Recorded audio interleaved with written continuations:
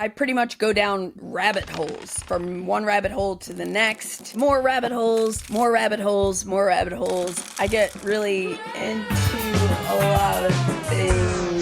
Welcome to Kickin It Creative, a YouTube channel and podcast filled with content crafted by Candice. I'm your host, Candice Harris. Welcome. Thanks for being here. Thanks for tuning in and hitting play and taking the time to listen to what I have to say about things. In this first episode, I'm going to share some personal and career updates. I'm going to talk about highlights from my fall con crawl, which I'm just getting back from. And I'm also going to let you know what Kickin It Creative is all about, what you can expect, and what kind of random wild ride you're in for should you choose to subscribe and follow Kickin It Creative. Before I put any content out on this channel, I wanted to have new theme music dialed in. I wanted the perfect logo. I wanted a website, t-shirts, business cards, maybe even a soundtrack. I don't know.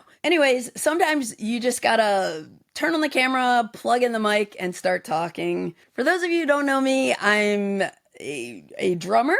I am a board game designer. I'm basically just obsessed with music and board games. For a lot of my life, it was music. At some point, it became board games. And even within each of those spaces, I find a rabbit hole, I go down the rabbit hole, and then I find more rabbit holes, more rabbit holes, more rabbit holes. I'm kind of an idea gremlin. My partner, Matt, told me when I showed him these sleeves, he said, that's me. I am pretty much like a gremlin. Or, no, not a gremlin, like Gizmo. Never feed after midnight. I get really into a lot of things, and I like talking about it. I like sharing that with other people. So at the end of September, I decided to leave my media creator position at Board Game Geek. And as much as I love all of the people at BGG, I've been dealing with some struggles and challenges working there, and I realized that the best thing for me would be to move on. It was kind of ironic that my cousin, who sends this weekly Happy Friday email, the email that she sent on the Friday where I kind of came to this conclusion, the quote she put in it was, "If you aren't changing it, you're choosing it." And she was just kind of like sharing how like you're in control of your own destiny. And if you just continue with the same actions, you're going to continue seeing the same results. So it was kind of like serendipitous because I did not read like that. Reading that quote didn't get me to where I landed, but I thought it was really interesting, the timing of her sending that particular quote out and me getting to a point where I just needed to step away. At the time that I decided to leave, I actually did not know what I wanted to do next. But then I started thinking about how much I love playing board games, how much I love talking to people about them. I find so many benefits to playing board games for mental health, for, just socializing, connecting with people around the world. And I love sharing that with people. So I decided I wanted to keep creating content and try to pick up some freelance work doing videos on board games to pay the bills. All that being said, I do want to say a big thank you to Aldi and everyone at BGG, but Aldi especially for bringing me on full time in 2022. It was kind of a leap to throw me into the mix. I'll be forever grateful for all the amazing opportunities and all the connections I've made and friends I've made around the world from being a part of the BGG team. So I just want to say thank you, and everything happens for a reason. I'm excited about the future now. This was an unexpected change, but I think it's going to be a positive change, and hopefully positive on both sides. There aren't sides though. There's no fight or anything like that. Thank you to everyone out there who followed everything or anything I was doing on BGG. And as it has been for the past 5+ years, I'm pretty sure BGG is still going to be my most visited website as long as I'm still deep into the board game rabbit hole. So I wish Aldi and the team, everyone at BGG, all of the best. So I guess the start of my con crawl was October 3rd to the 10th. I went on the BGG SEA cruise. Thank you to Aldi. It was super cool. So I know a lot of you out there have been doing these board game cruises. I get it now. I get it. Not only did I discover this year that I like cruises, like I was always one of the people who are skeptical about cruises, but I get it now. There's something very relaxing being on the water. There's so much going on. I've never done like any other board game cruise, but this one was really cool. Jeff Anderson runs the cruises. He's a cruise expert. Him and Christine are lovely and they got everything set up. Anybody who registered for the cruise was able to submit 2 games from the BGG library to come onto the ship. So they didn't have the huge library that you'll find at BGG.CON, but there were more than enough games because I want to say that there were probably about like 150 to 200 attendees. We had a dedicated room on the ship that had tables. We never had any problems sitting down at a table to play games. Like, it was not overcrowded, but it was just intimate enough that you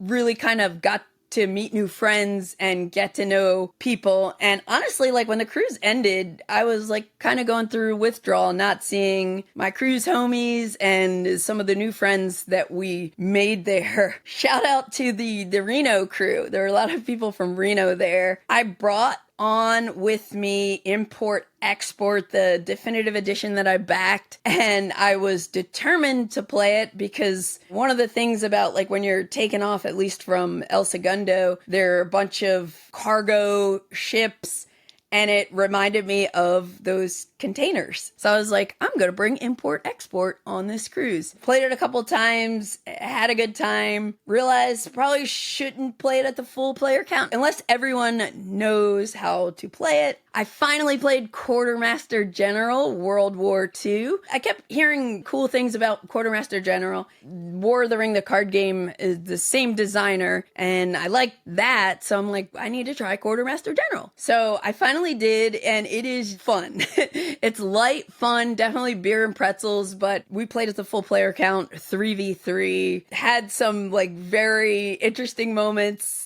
that I cannot remember right now because that was a while ago. That was the start of my con crawl. Played a lot of Wroth. It's a new one from Chip Theory. That's this quick area control game with asymmetric factions. Played it for the first time on there and I ended up playing it a couple times. It's a slick game, slick design, and the different factions make it really cool. I had some very close games of it. It's one I've been wanting to get back to the table, but because of the con crawl and the other cons I went to, I don't think had it. But yeah, Wroth was cool. And like the neon color scheme, dope. Pretty dope.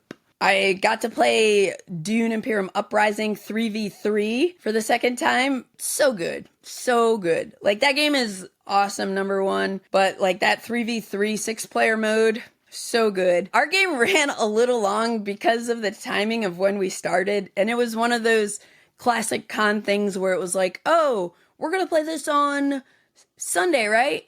Oh, this person can't. Oh, wait, I can't. You know, and they kept getting pushed. Then it got pushed to like, I think we'd start at like 5 p.m. Different people had different dinner times scheduled and everything. So by the time we started it, we like paused it, all went to dinner. I feel like took 2 hours. Then you like come back and getting back into the swing of things. And it also just was like a tight, tense game, as Dune Imperium Uprising usually is. We got to a point where it was like just starting to run long, and we were like, okay, this is going to be the last round. So everybody like puts everything into this last round. Oh, you know, pull all the stops. And when we got to the final battle, which would have, I think, made either team win, we tied. we tied. Everybody put their like intrigue cards in. We just gave it our all and we tied. And we were just like, no one was planning to go into another round. It was still fun, but yeah, it took too long because of the split and that unexpected ending where everybody took forever to plan it out. And then we tied and had to play another round. So that was really cool. And then 2 other mentions about the cruise. I got to play Galactic Cruise, an actual full game with the finished product.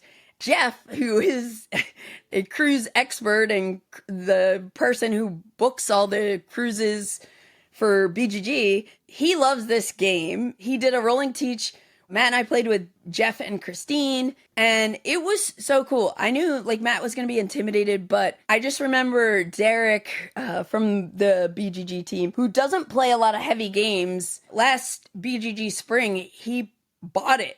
Like he demoed it and then he bought it. And he was like, yeah, it just kind of clicked. And that was like my selling point to Matt, is because it's like so thematic and things just make sense. Once you get into it, it's really smooth. And of course, Ian O'Toole crushed the art and iconography to the point where they have this like really nice player aid, but I didn't even need to look at the player aid at all, because after you learn what the icons do, it's very intuitive. I'm not going to like sugarcoat and say it's a light game, but it's a heavier game that is accessible, I guess. Yeah, I'll say accessible. So that was really exciting, and now I want to play more Galactic Cruise. Then Jeff also ran a 6-player kind of learning game of Dragons Down, which was incredibly fun. Jeff loves Magic Realm and got into Dragons Down. And like whenever someone is like really excited about a game, nothing beats having someone like that teach you the game, because, you know, he's played it a bunch and he's also played Magic Realm a bunch, which it's inspired by. So it was really cool. So we had this adventure, this really fun adventure in Dragons Down. It's a sandbox adventure game that's like almost like choose your own adventure in terms of how you want to play, because you can set it up to be a long game. You can make it competitive. You can make it cooperative. You can make it competitive with PvP attacking if you want to. It has this really cool dice system where the dice hate you. The dice absolutely hate you. There are a lot of very thematic elements, and it's not the adventure type of game where you're going to read a big passage. Your story develops based on your encounters. Like you're moving around a map, trying to look for treasures, fighting baddies, sometimes running and hiding from them. It is super cool. I had interviewed Scott Demers, the designer of Dragons Down, on Cardboard Creations. And at that point, I had only like dabbled into the game. So it was nice to actually like play more of it. And then when we got home, Matt and I set up a 2-player game because we both like wanted to play it more. So I am very excited to kind of delve into that more and really get familiar with everything. I think like the combat is tricky, but it's because it's different. But it's super cool if you're into like adventure style games. After the cruise, less than 2 weeks later, we flew to Germany for SPIEL Essen 2025. And that was awesome. This was like a trip that was already planned with BGG, and Aldi was like, go have fun. So thank you, Aldi, for that. We did have a really nice time there, as always. We helped the BGG crew set up the booth, caught up with them for a bit, then just went around networking. I always love going to Spiel because it's so international and you get to bump into people from all around the world. You have publishers from all around the world showing off games. Lots of really hot new games come out. Although I don't know if there was like one particular hot new one this year.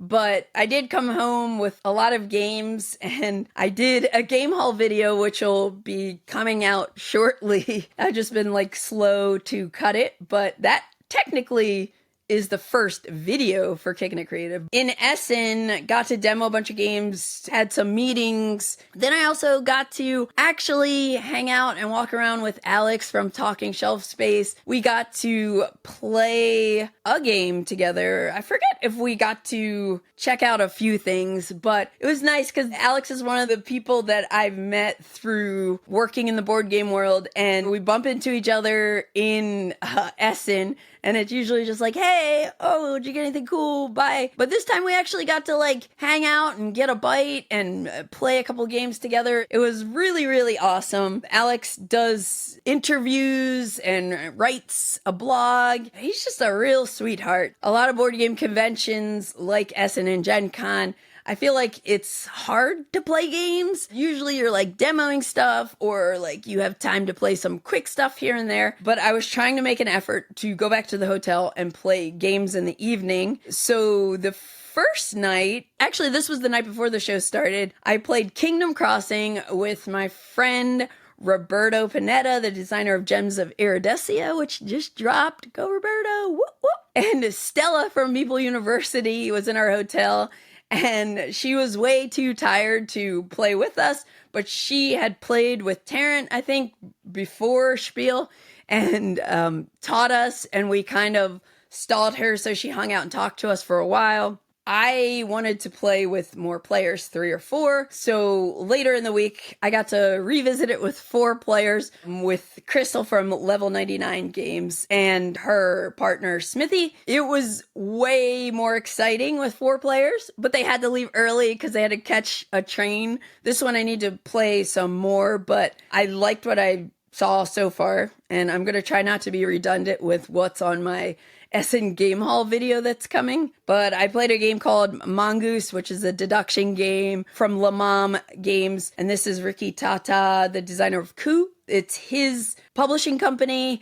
And it's a fantastic little game where each player has 2 standees in front of them with cards. So you can see all your opponent's cards, but you cannot see what's on your own. And through some rock, paper, scissor type mechanisms, you are trying to deduce which 2 cards you have. Also got in some plays of Rowdy Partners, which is a new trick-taking game from Capstone Games. This one is cool because if you play with 4 players, it's 2v2. The theme is wrestling. So each player is going to have their own like wrestler that they're playing as. So there's some asymmetry because each wrestler has their own power. You're basically trying to knock out one of your opponents before they knock you out or you get pinned. Even though the end of the track is a skeleton, I was like, is that pinned or are we killing these wrestlers? I don't know. But anyway, like played a team game of that. We were like LARPing it up a little bit. That was with Victor from the company that made Europa Universalis, Price of Power, who was also at our hotel, and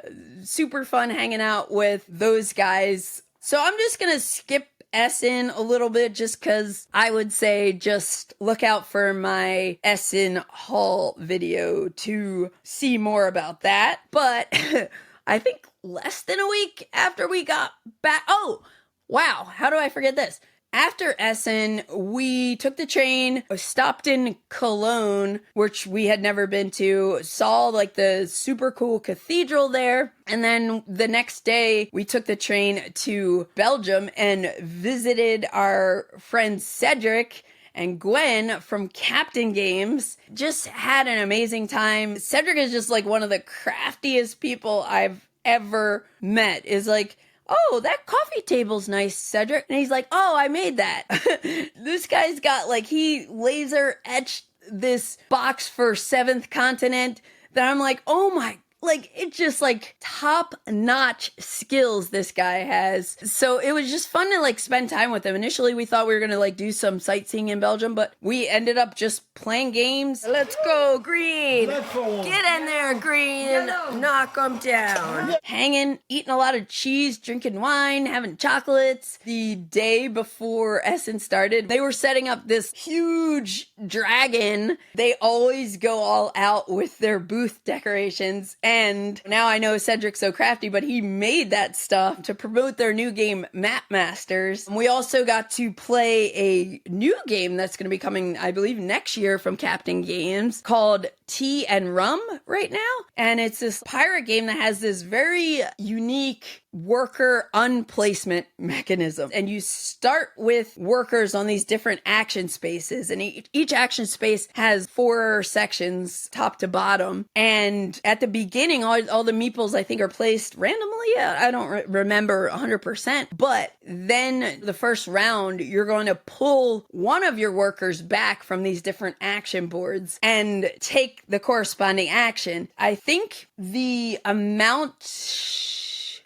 there's something like related to the amount of people that are already on that space. But then later there's a worker placement phase. But I thought that the worker unplacement, then worker placement mechanism was really, really cool. So I'm looking forward to seeing like where they go with that. And also I love the idea that like you have 2 different types of points, and whichever one is highest, if it's 10 or more higher than the other type of points, then you bring it back down, and then that's your score for the game. So that was very cool. Yeah, Tea and Rum prototype. Thank you again to Cedric for hosting us, and Gwen and everybody, the team at Captain Games. It was just an awesome time. So we gotta get back to Belgium. Then we went to SDHistCon in San Diego. And this one gave us a little break because we didn't have to fly this time. We could just drive on down. And SDHistCon is just awesome. It's like 120 people maybe, and it feels like family at this point. Everybody's pretty cool, down to earth. This dice tray is so cool. Not only does it have like really beautiful art, but it just feels nice. Ooh, it has like a bounce to it that's just so satisfying. There are lots of new prototypes and demos of games. I got to play a 3v3 game of Seljuk. It is the new game in the Levy and Campaign series from GMT. This series is really cool because it's a war game, but it's not focused on like the actual like battle side of war. It's focused on the logistics. You have to make sure your lords and your soldiers are fed. You have to make sure you can get from one location to the next with proper transportation. So we played a game that was some content creators versus designers. Super fun. Hurt my brain a little bit because I haven't played Levy and Campaign in a while, but now I'm like reinvigorated and want to play some of those games more.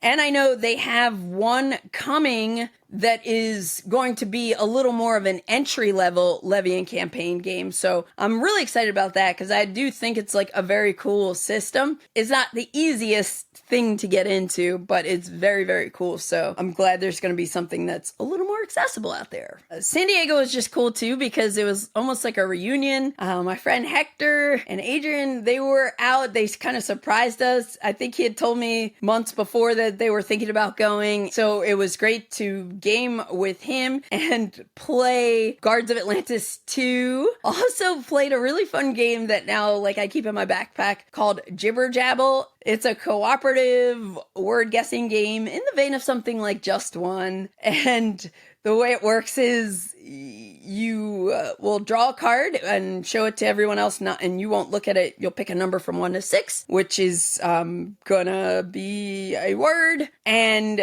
then starting with the player to the left of you, they go around the table trying to work together to spell out 3 words, one at a time, to help the person who's guessing guess what the word is. And it is just kind of magical how this game works because without fail, like somebody will just be like S, and then sometimes people are just like O-O-N or whatever, and they're just quick, like everybody's on the same page. Oh yeah, we know. But other times you'll say S, and then the person after you stops and starts thinking, and it's like, oh crap, they don't know where I'm going with this. And then they think, and sometimes you get it. And other times you're just gonna say something, say some letter, and then hope someone else going around the table can kind of salvage it. And we had one spicy night of playing this because a bunch of us waited too long to eat dinner. And Nate ended up having to put on smooth jazz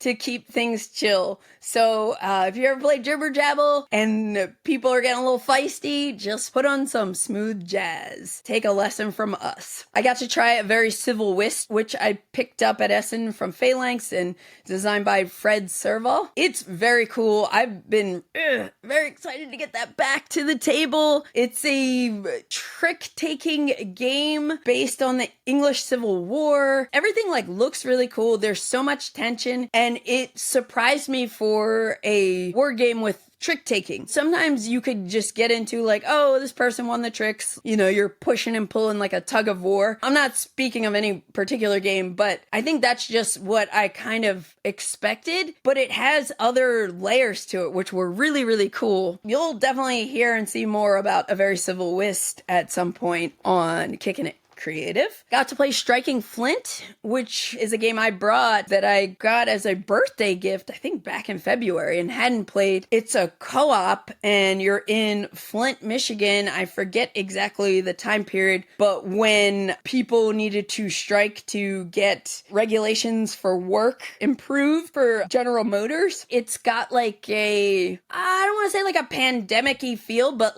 everybody is going to be a different group. There was one faction that kind of represents the people who work at the factories. There's one was the women who were families, and there was the labor union. I don't remember everyone involved, but everybody had their own special ability, and you're basically trying to get to a settlement before everybody gets exhausted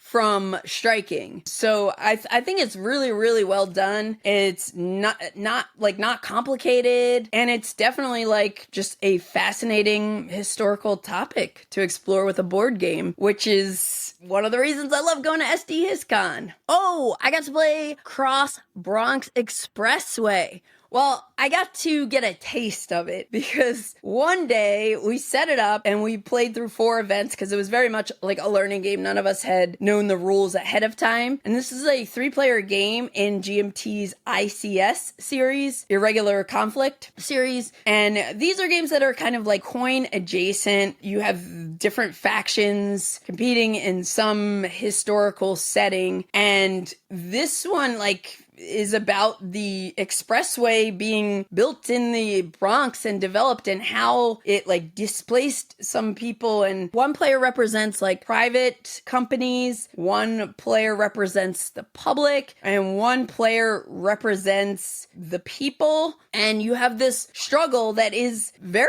opaque, but you play through event cards and you can play with any 2 decades. It has a really cool action selection mechanism and events, just like the coin series, event cards that will have you struggling to figure out what you want to do sometimes for your turn. And I was fascinated by it. It's hard to say right now, oh, I love this game, or I like it, or I hate it. I wouldn't hate it probably ever, but it's hard to say because it is pretty opaque. We ended up the next day then playing again, and we played through a full decade. And a normal game is 2 decades, but you can also kind of string them together. That's another one you'll be hearing more from me about when I can play it, but it's really, really neat and fascinating so far. Then, less than a week after SDHistCon, we flew to Austin for NamandaCon. Yes, this is the official t-shirt from NamandaCon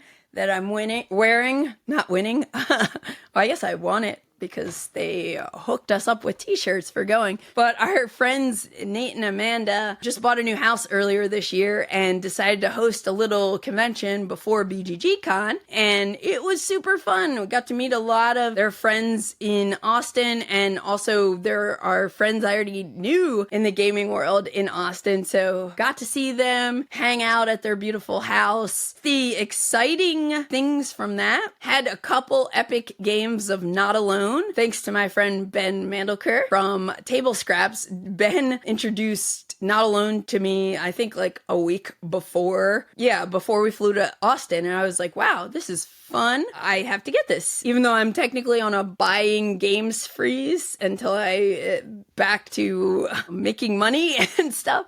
It was only like $20, so I treated myself, and I got to play it a couple times. Had some memorable games. Not Alone is a game that is basically kind of like a one versus many game, something like Fear of Dracula, but it's card based. One player is the creature, and the other players are the hunted, and the creature is trying to find the hunted. The hunted are trying to basically survive until they can get rescued. And it's just really neat. Like, there are a lot of mind games. The different locations on this planet you're exploring have different effects. And then whoever is the alien or the creature, like, you have your own deck of cards and shenanigans, and it's super cool. So it's fun to be able to play that more. I played Capital Lux 2 Generations. I don't know what took me so long to play Capital Lux 2, because I loved Capital Lux for a while. That was my jam. We played one scenario of it, but it was enough to remind me how much I love Capital Lux. So I need to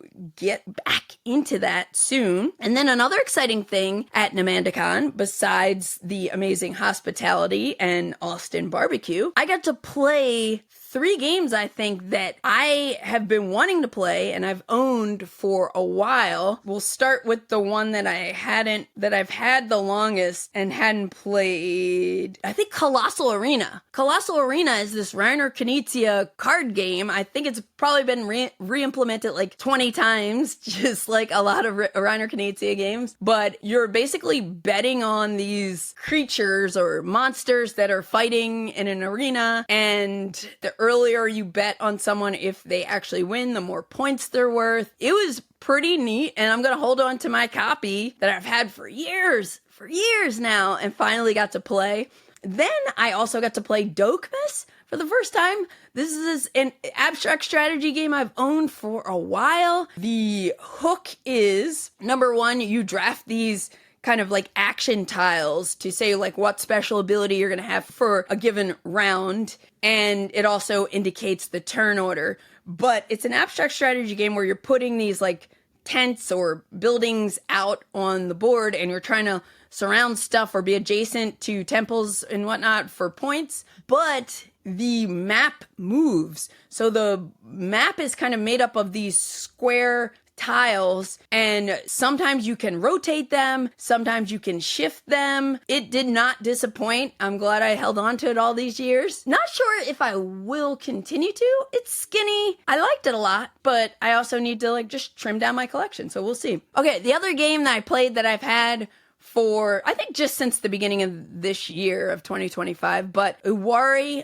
Deluxe Edition. I have been wanting to play Iwari for a long time. I think the original version of Iwari is called like Web of Power, and then there was a version called China. But this is an area control game that's driven by cards, plays in like 40 minutes. The scoring is interesting. It's like a layered area control thing where you're popping down these tents, and then you're also putting these like totems out, and the totems score differently than the tents. You have a hand of 3 cards. The cards will have an icon and color like associated with a region you can place a piece in, and it's very clean design with like just great player interaction, lots of different maps. I loved it. I think I played it I played it 5 times at NamandaCon. Yeah, that's a keeper for me. Taught some people Belratti, which is a cool cooperative game that some people don't know about because it's an older game that got reprinted by Cosmos. Yes, I have it back there somewhere. It got reprinted by Cosmos like a year or so ago, and it's really fun because number one, it plays great or maybe even best with higher player counts, like 6 or 7. You have this deck of cards that are this big deck of cards, all these different random items, and as you play, it's a cooperative game, but you're going to have a number of people who are going to be museum directors, and then you have some that are going to be artists for the round, and these cards kind of shift. So you'll be a museum director for a couple turns, then next thing you know, you're an artist for a couple turns, depending on your player count. And you flip over 2 cards from the deck, and they're gonna be like themes. Then the players who are the museum directors are going to figure out how many pieces of art they want the artist players to submit. Because the game is called Belratti because there's a rat situation, and Belratti is sneaking in counterfeit, fraudulent paintings into the mix. So if I'm a museum director and we're asking the artist for 5 cards, and the artist can't weigh in, but they're going to be putting in cards from their hand to basically assign them to one of the 2 themes. So we'll request 5 cards, let's say, 5 pieces of art. So the artists are like, I got something really good for one of them. I have 2 really good cards. I have something that's okay. So they kind of figure it out. They put in those 5 cards, right? After the 5 cards are in, Belratti puts in some cards. And I think the number of cards Belratti puts into the mix varies based on player count. But then you shuffle all the cards, and then the players who are the museum directors have to figure out which ones are the real paintings that their teammates, the players, put into the mix, and also assign them to the correct theme. So it's like one of those games where, like, sometimes, you're you're limited by the cards that are in your hand, and you sometimes will pick something that's based on the shape or the color, or, it's the same type of thing. It's really fun. Highly recommend checking out Belratti. Played Fromage. I thought it was cool. I see why everybody likes it. Like, the production's really cool. I'd be curious to try the Formaggio expansion that adds wine. But yeah, Fromage was cool, and that plays really fast. Oh, Ryan Courtney was at NamandaCon, also game designer who made Pipeline, Trailblazers, Spectral something or another. He's a very cool dude, and he was going to BGG.CON and met Nate and Amanda at the Dice Tower retreat, and so they invited him to NamandaCon beforehand. So we got to hang out a bunch, and many a nights Ryan and I were like the last ones awake. And so I was like, hey, I got this 2-player game in Essen called Seeker Chronicles. You want to try it? He and I set it up. I refreshed myself on the rules because Matt and I tried to learn it on the train on our way to Belgium. And we didn't get a chance to play the full game, but I saw enough to know that I was like, oh, I'm intrigued. This game is cool. If you're like me and you like 2-player 1v1 card games that kind of have that LCG, TCG feel, this one has a very unique theme where you are competing as scientists. And the core game comes with 6 different scientists, and then each scientist has a special module card, and then also another set of 10 module cards. And so you will draft scientists, and then the 3 drafted scientists you shuffle all the module cards together into one deck. You start with one of those scientists in play, and then you have that scientist's, they're called seekers. There's an acronym, I don't remember what it stands for, but that scientist module starts in your memory, which is just your tableau, a row of cards beneath where you place your seekers. During the game, the turn structure is really simple. You're going to ready any cards in your memory because you're going to exhaust them or tap them to use them as a resource. So at the start of your turn, you ready all those cards, if you have any in there, and then you draw a card from your deck. You're already going to start the game with some cards, and then you can play 1 module card into your memory. So that's from your hand onto the table, face up in front of you. After that, you can link or hyperlink as many cards as you want to your scientists, any of your scientists that you have in play. These cards have a cost to link them. When you link, you're linking it from your memory, from the table, and then you're sliding it under one of your seekers, the scientists. It's going to have an effect when it's linked, but then it also has a power value. And so you're trying to get your scientists up to, well, frankly, as high as possible,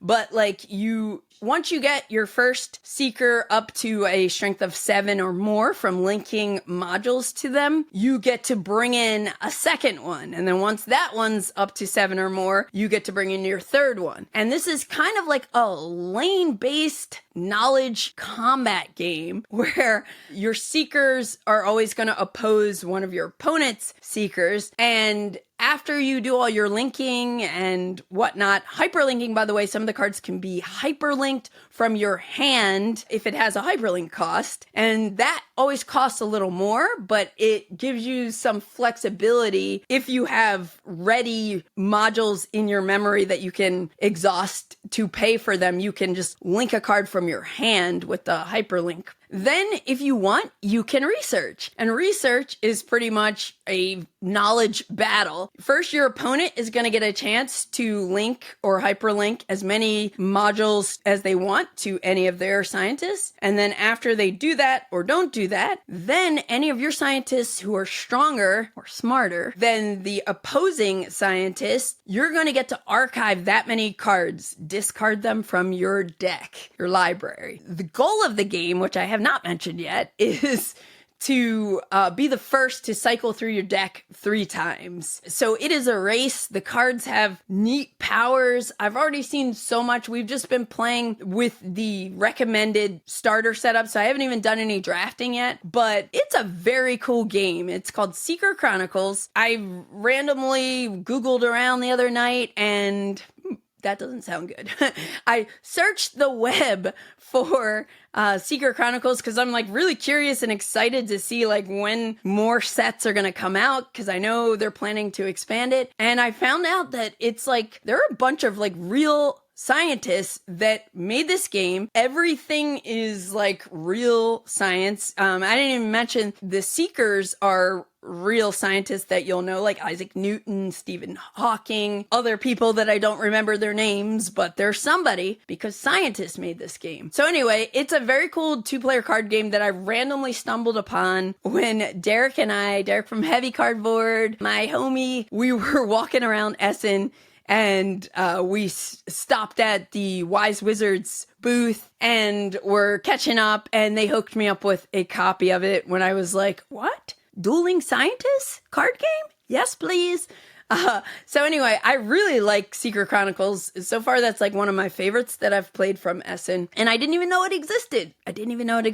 So be sure to check that one out. And so after I smoked Ryan in our first game, he was doing laundry. And so his clothes needed to dry. So we were like, all right, let's play again. And also we were like getting familiar with the rules in our cards. And then next game was completely different because of the hand I drew into. You can do a mulligan, but then he ended up beating me. He didn't smoke me like I smoked him on the first game, but he did beat me. But it was really, really fun and totally worth being exhausted the next day from staying up till after 4 a.m. Totally worth it. Yeah, so that was NamandaCon. Then we hopped in. Well, Nate drove some of us. We had other friends that were coming from Austin to BGG.CON, so we kind of split up and they were kind enough to drive us to Dallas. So we did a little road trip. And on the road trip, stopped at Buc-ee's. I finally went to Buc-ee's and I got this hat. Nate and Amanda got me hooked on these cotton candy mints from Buc-ee's. I mean, oh, so good. So good. No, I'm not sponsored by Buc-ee's, but maybe one day.